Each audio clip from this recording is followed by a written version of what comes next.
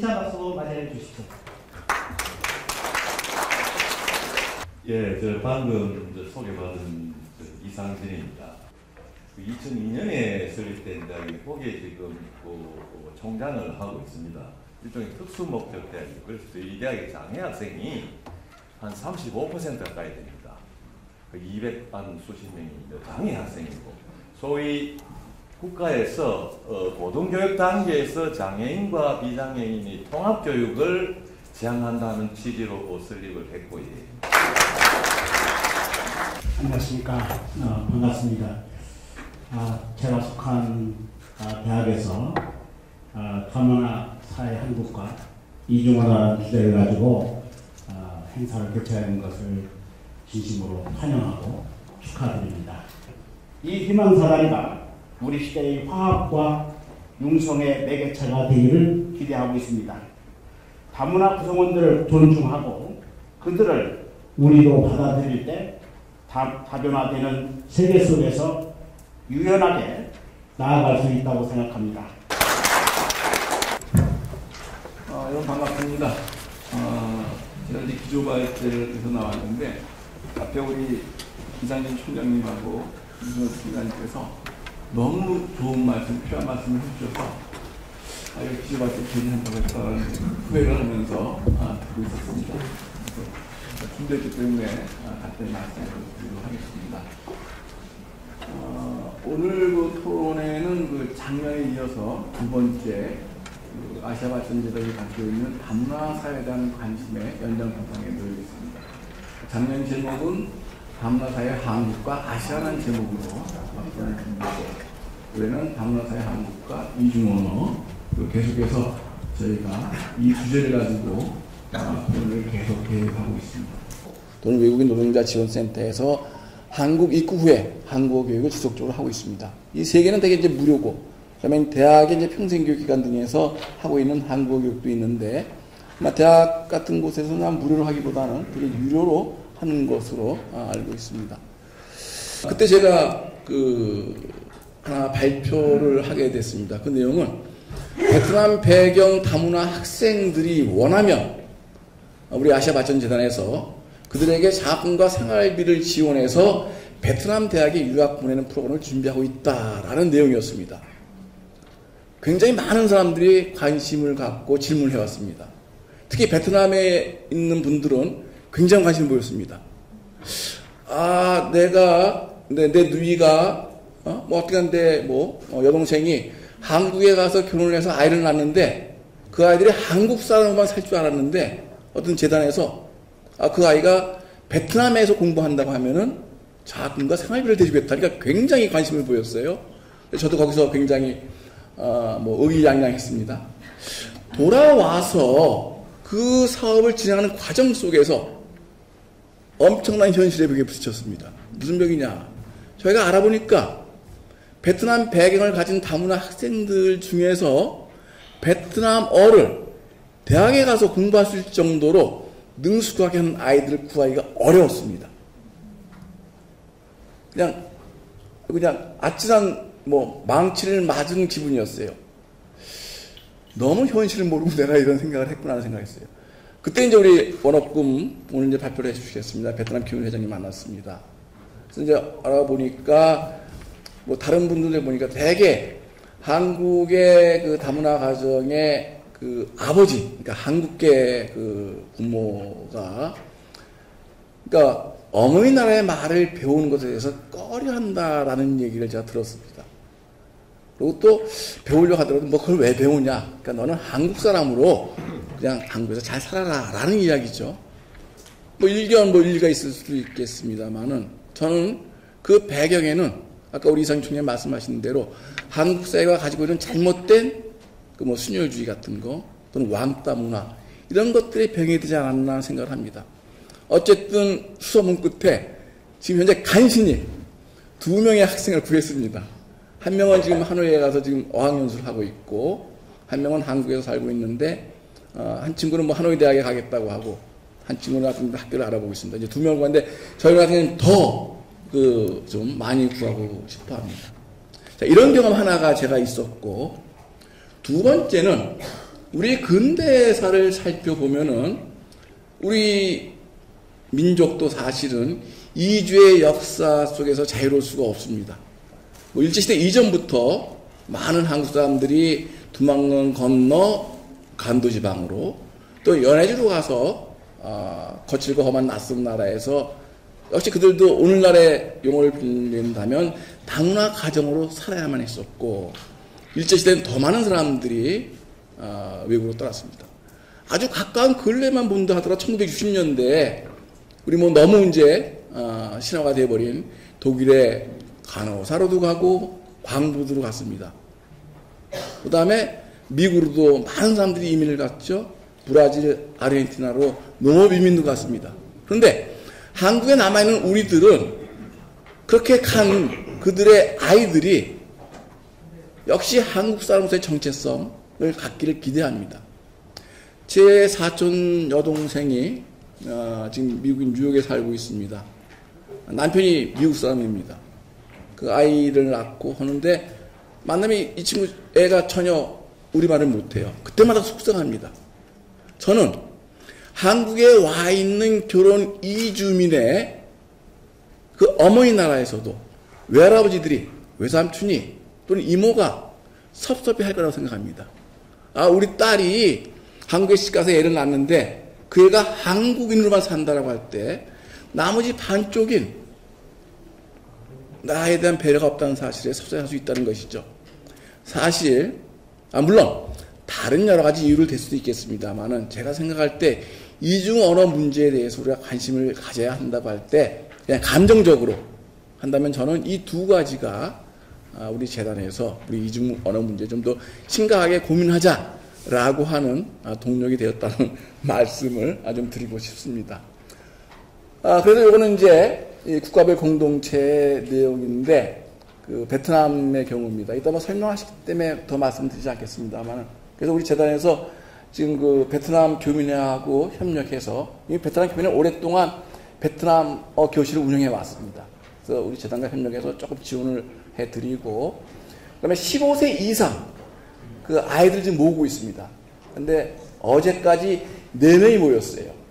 그러니까 15세 이상의 베트남 배경 다문화 아이들 중에서 자 무료로 베트남어를 가르쳐 주겠다 할 때 모인 애가 4명밖에 안 됩니다.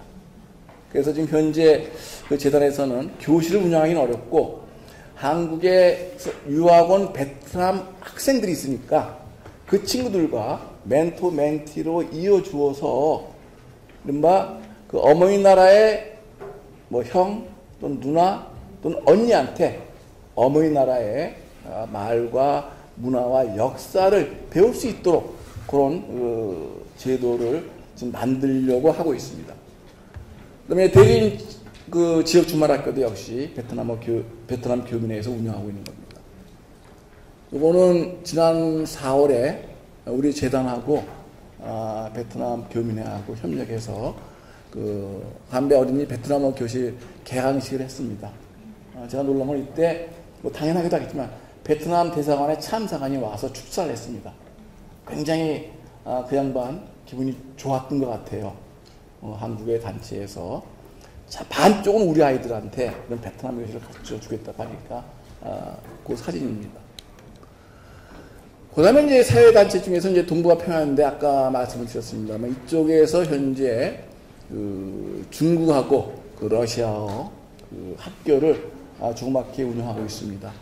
제가 생각할 때는 이러한 그 이중언어 문제를 이런 사회단체들에 맡길 것이 아니라 사실 국가가 좀 체계적으로 지원해줘야 되지 않는가 하는 생각을 하고 있고, 사실 오늘 이 토론회의 목적은 이런 토론회를 통해서 국가의 교육정책에 좀 압박하기 위한 뭐 그런 뜻도 숨어 있다는 걸 말씀을 드리겠습니다. 오늘 중국어를 하고 있는 거죠. 대림 지역에는 구로 지역에는 뭐 조선족을 포함한 중국계 사람들이 많아서 일을 하고 있습니다. 그다음에 교육기관으로서는 영일초등학교하고 문성초등학교가 그 뭐 세계 시민 양성과 이중언어 교육을 하고 있습니다. 그 내용은 뭐 그다음에 이거는 이제 다문화 가족 통계입니다. 이를테면은 아까 말씀드린 대로 되게 학생들이 한 19만 명 정도, 20만 명 정도 있다, 뭐 그런 내용이기 때문에 참고하시면 될 것 같아요. 베트남을 한번 좀 봤습니다. 저희 재단에서 관심을 갖고 있기 때문에. 그 다음에 이제 결국은 이제 다문화 시대에 이중언어 문제를 해결하려면은 그 어린 아이들의 이제 교육 환경을 좀 바꿔줄 필요가 있지 않겠는가 하는 생각을 합니다. 그래서 그 어린 아이들이 정체성 확립하는데 문제가 있을 때 스스로의 정체성을 확립할 수 있도록 좀 체계적인 지원이 필요하지 않은가. 그런 걸 통해서 한국 문화에 대한 긍지를 가지면서 그 한국 문화에 대한 긍지가 결국은 어머니 나라의 문화를 이해하는 쪽으로 확산되었으면 하는 생각을 하고 있습니다. 그래서 다문화라고 하는 것이 아까 우리 이상진 총장이 굉장히 좋은 말씀을 해주신 걸로 기억이 됩니다. 그러니까 다문화가 장애가 아닌 자산, 자원이 되어야 한다는 거. 너무 아까 제가 앉아서 들으면서 절감했는데 실제로 한국 사회의 다문화 배경 아이들이 한국 사회에서 살아가는데 불편함을 겪게 하는 것이 아니라 그것이 오히려 또 다른 그 소질이 되어서 개인에게도 큰 힘이 되고 또 그 국가에도 자원이 될 수 있는 그렇게 우리 사회가 바뀌어야 되지 않는가 그런 생각을 하고 있습니다. 그 다음에 요것은 이제 지금 재단에서 하고 있는 그 이중언어 사업에 관한 간단한 소개입니다. 현재 방송통신대학과 협력해서 방송대학에 몸을 담았기 때문에 이런저런 있을 때 방송대학이 많이 도와줘서 굉장히 감사하게 생각하는데 현재 문화와 함께 배우는 베트남어 초급과정을 지금 방송통신대학에서 운영하고 있습니다. 한 150명 정도가 그 한국 사람들이 이 과정에 참여해서 하고 있습니다. 그 다음에 아까 말씀드린 부모나라 대학 진학 이거 생각하고 있습니다. 일단 지금 베트남부터 시작했는데 이 사업이 의미가 있다면은 우리 재단에서도 이 사업을 확대하겠지만은 다른 뜻 있는 기관에서도 이런 문제에 대해서 관심을 기울여 주셨으면 하는 생각을 하고 있습니다. 그 다음에 취업 지원 이중언어 교육 사업도 우리 재단에서 하고 있습니다. 제가 얼마 전에 스리랑카를 다녀온 이유 중에 하나는 스리랑카 정부와 협력해서 스리랑카에 있는 스리랑카인 중에서 그 토픽 시험에 합격을 해가지고 그 다음에 한국의 기업과 계약서를 체결해서 한국으로 오기로 되어 있는 스리랑카 노동자들이 있습니다. 그들에게 우리 재단에서 좀 한국어 교육을 좀 심화시켜 주려고 합니다. 그래서 이번에 제가 가서 그쪽에 소속되어 있는 한국어 교사들을 면접이라고는 이상하지만 한번 만나서 개인별로 면접을 해봤습니다. 그때 느낀 게 굉장히 한국어 교사의 현지 한국어 교사의 수준이 낮았습니다. 아까 한국에 유학 오려면은 토픽 점수가 3급 이상이어야 되는데 제가 만나본 그 스리랑카 한국어 교사 스리랑카인 사람입니다. 한 반 정도는 토픽 시험이 2급이었습니다. 그러니까 2급의 능력을 가진 사람이 한국어 교육을 한다는 것 이게 좀 문제가 있다고 판단해서 지금 재단에서는 교사 재교육을 지금 준비를 하고 있습니다. 그런 것도 좀 준비하고 있고 그 다음에 한국인에게 베트남어 교육 사업도 하고 있습니다. 아까 그 조금 전에 보여드린 요 문화와 함께 배우는 베트남어 초급 과정이 한국인들에게 베트남어를 가르치고 그다음에 혹시 그분들 중에서 베트남에 가서 살고 싶거나 일하고 싶은 분들이 있다면은 어떨까 하는 생각을 하고 있어서 현재 방송대학의 강의를 통해서 그걸 익히고 그 다음에는 3개월 정도 그 중에서 한 2~30명을 선발해서 3개월 정도 호치민에 있는 여성연맹 산하의 직업학교가 있습니다. 그쪽 학교에서 지금 3개월간 합숙해서 베트남어 문화, 베트남어 역사를 배우도록 지금 논의가 진행 중에 있습니다. 이런 것도 이제 우리 재단에서 하고 있는 건데, 그것은 그냥 대충 말씀을 드리겠습니다. 오늘 토론회는 아마 5분이 나오셔서 좋은 말씀을 해주실 것 같습니다. 제가 미래의 설명을 드리지는 않겠고, 되게 그 외국 인력 도입제도와 관계해서 말씀을 해주실 것 같고, 그 다음에 국내 다문화 커뮤니티에서 어떻게 이중언어 교육을 하고 있나 이런 말씀을 드릴 것 같고, 그 다음에 다문화 학생이 많은 그 문성초등학교에서 어떻게 이중언어 수업을 하고 있나를 실제 그 선생님께서 오셔서 아마 말씀을 해주실 것으로 기대합니다. 그 다음에 이중언어 강사제도와 관계해서 서울교대에 교수님이 와서 또 말씀을 해주실 것이고, 마지막으로는 교육부에서 이중언어 교육 정책 현황과 발전 방향에 대해서 말씀을 해주실 것으로 기대합니다. 기저과제라기보다는 그냥 전체적인 한국 사회의 다문화 학생들과 관계한 이중 언어 문제 또는 우리 재단이 하고 있는 일 이런 것들에서 간단히 설명을 드렸습니다. 오늘 일기예보를 보니까 금년 들어 제일 덥다고 하는데 끝까지 좀 잘 참석해 주셔서 서로 다문화 시대 이중 언어 문제에 관해서 서로 의견을 나누고 또 모여진 의견들을 공유하고 그 의견들을 퍼날라서 이중 언어 교육 정책 문제에 대해서 좀 많은 분들이 관심을 갖고 좀 새로운 방향을 설정하는 그런 기회가 되었으면 하는 생각을 합니다. 여러분 들어주셔서 감사합니다. 마치겠습니다. 작년에 이어서 이 아시아라는 주제와 우리 다문화 주제를 연결해서 진행을 하게 됐습니다. 이 발표 내용은 제가 맨 처음 발표하다 보니까 국제이주 관련된 그런 내용에 대한 좀 개념이 좀 필요하지 않을까 해서 차트를 만들었는데 오시는 분들 보니까 많은 전문가들이 오신 것 같습니다. 그래서 이런 부분은 제가 생략을 하도록 하겠습니다. 일단은 이주라는 거는 국가 대 국가로 그런 이주 관점에서 되는 건데 현재 아시다시피 1년에 약 2억 명 인구가 이주를 하고 있습니다. 전체 인구 대비 3.1%. 또 대한민국은 전체 국민 대비 약 240만이 외국인이고 4.1%. 유럽 사례를 보면 전체 5%가 넘었을 때 그런 외국 정책에 대한 러닝 이슈로서 굉장히 큰 화두가 될 겁니다. 이 분야는 현재 블루오션이고 앞으로도 블루오션입니다. 일단 오늘 저희가 베트남 교민회가 운영하고 있는 베트남 교실을 어떻게 만들어졌는지 그리고 장단점에 대해서 말씀드리겠습니다. 지금 올해는 2018년이라 현재 한국 사회에서 다문화 장애 이중 언어 교육을 통한 인재 양성의 사회적 합의와 적극적 지원이 필요합니다. 네, 감사합니다. 다음은 순서를 바꿔서 다문화 시대의 학교 이중 언어 정책, 이중 언어 강사 제도를 중심으로 원진숙 서울교육대학 교수님께서 발표해 주시겠습니다. 네, 안녕하십니까. 방금 소개받은 서울교육대 원진숙이라고 합니다. 제가 이 자리에 선 까닭은 이제 10여 년 전에 우리나라 공교육 안에서 처음으로 교육부의 지원을 받아서 서울교육대학교에서 다문화 배경을 가진 결혼 이주 여성들을 이중언어 강사로 교육시키고 일선학교에 배치한 일을 처음 시작했던 장본인이고 한 10여 년 동안 그들의 데모 역할을 해왔기 때문에 그런 인연으로 오늘 이 자리에 섰습니다. 할 수 있게 하는 토대로서 또 더 나아가서 나는 누구인가 하는 자아적 특성 홍보 차원에서도 굉장히 중요한 의미가 있기 때문에 이 공교육 안에서 다문화 학생에 대한 이중언어 교육에 대한 요구가 점점 높아지고 있습니다. 이중언어 교육은 문자 그대로 두 개의 언어를 능숙하게 잘 구사하는 인재를 육성하는 교육이라고 정리가 될 수 있겠습니다. 대한민국에서는 2009년도부터 교육부에서 다시 말하면 탑다운 방식으로 정부에서 주도적으로 이중언어 사업을 시작했다는 것입니다. 제가 이 사업의 주무자로서 많은 분들을 만났는데요. 일본에서 굉장히 놀라합니다. 일본의 많은 연구자들이 한국에 와서 저를 만나서 이런 얘기들을 많이 하는 것을 들었습니다.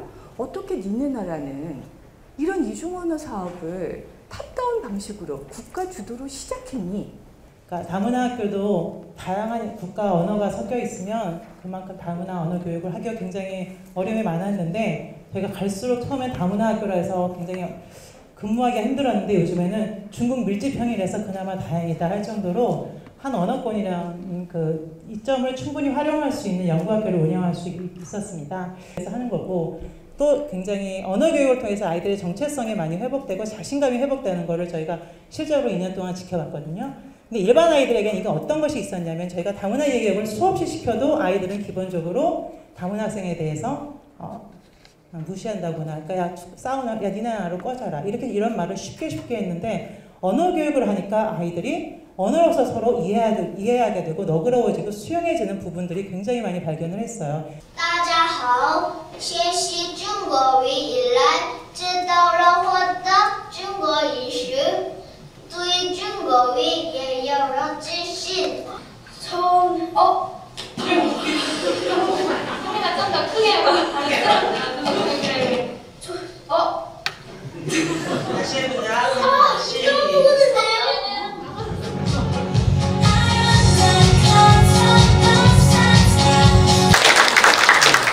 교육계의 보장과라는 다소 좀 무겁지만 정말 중요한 과 이름으로 바뀌게 되었습니다. 다문화는 그 중에 하나의 꼭지로 들어가 있고 저희가 하고 있는 내용을 대략적으로 말씀을 드리면 저희는 다문화 학생 지원만을 하는 것은 아니고 전체 학교에 대한 다문화 이해 제고를 하는 내용이랑 그리고 이 다문화 교육이 실제로 실행될 수 있도록 하는 지원 체계를 구축하는 내용 크게 3가지 줄기로 구성이 되어 있습니다. 2000년에 10만 명을 처음으로 초과를 하였고 이거는 2013년에 즉 5년 전에 비해서 2배 정도의 수치입니다. 아마 미취학 아동이 지금 11만 명 정도가 있기 때문에 다시 5년 뒤에는 아마 또다시 또 2배인 20만 명 정도가 되지 않을까 저희는 예측을 하고 있고요. 되게 많이 해요. 야, 네가 결정한 거니까 네가 다 책임져야지. 네가 오고 싶어서 온 거잖아. 그렇지만 그들이 이민 오기 이전에 뭐 결혼인이든 이주 노동이든 어쨌든 그들이 결정하기 전에 우리 국가에서 그런 요구가 있었기 때문에 그들의 이민이 결정되는 거라는 거죠. 가 아닌 문제예요.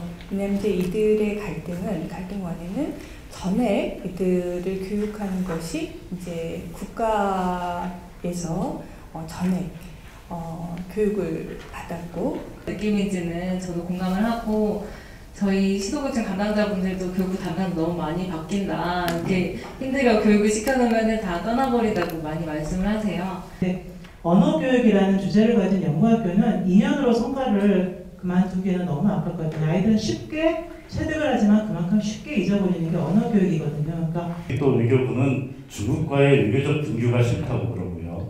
또 조선족 분들은 내가 들어와서 일하고 그러면 됐지 굳이 이걸 뭐 동포 뭐 이런 식으로 범주화하기를 싫어하고요. 국가적 그런 목표로 되어 있습니다. 그리고 제가 현재 담당하고 있는 저숙련 근로자 또는 뭐 비전문 인력이라고 하는데요. 그 인력 구분 배제.